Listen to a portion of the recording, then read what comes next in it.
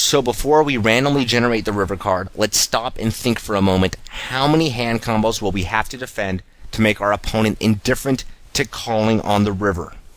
Okay, so if he's betting a half pot size bet on the river, we need to defend 66% of the time, and we have 84 hand combos, so that means we're going to want to defend around 55 hand combos when our opponent jams the river in order to give him in order to make him indifferent to bluffing on the river. So if we defend over 55 hand combos, in theory, he never bluff jams. If we defend under 55 hand combos, in theory, he can profitably jam any two cards.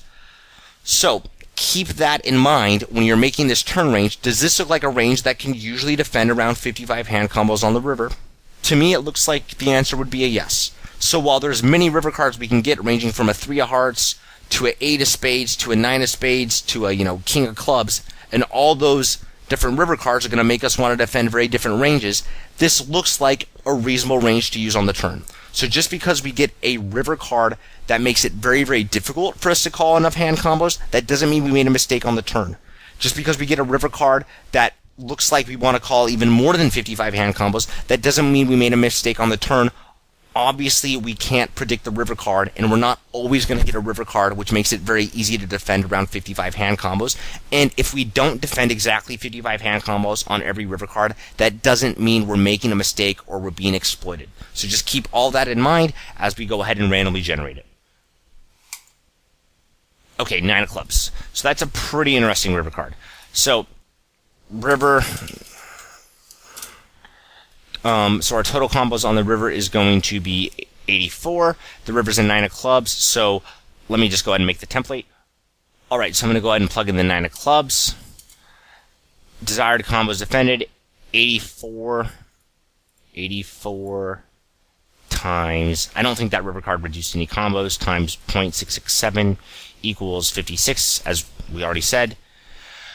Can our opponent properly bet with any two cards? We'll look at that in a minute. So what do we want to call with on the river? Okay, so we're going to call with 10-10.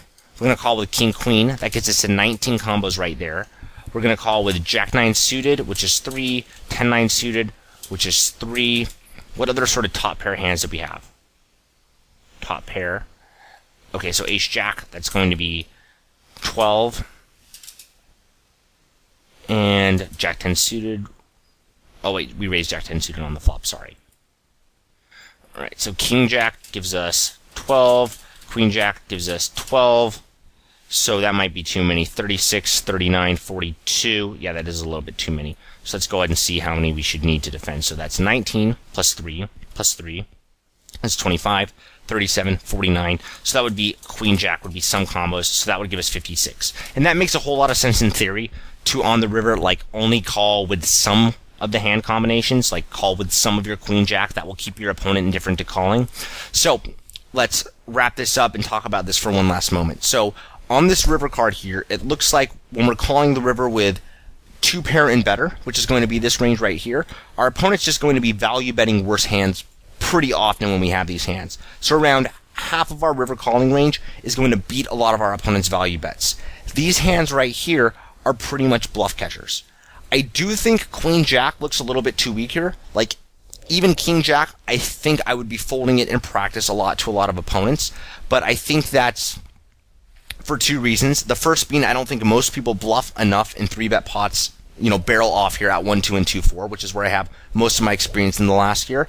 And I also think, as I said, against really good, theoretically strong players, the button opening range is probably a little bit too wide, which is probably why us needing to call down here with Queen-Jack seems probably a little bit too wide. If we had a button opening range of, maybe 5% less with a 40% button opening range, then we probably would be able to get rid of these hand combos right here, and our range would look a little bit stronger with us calling down King-Jack or better.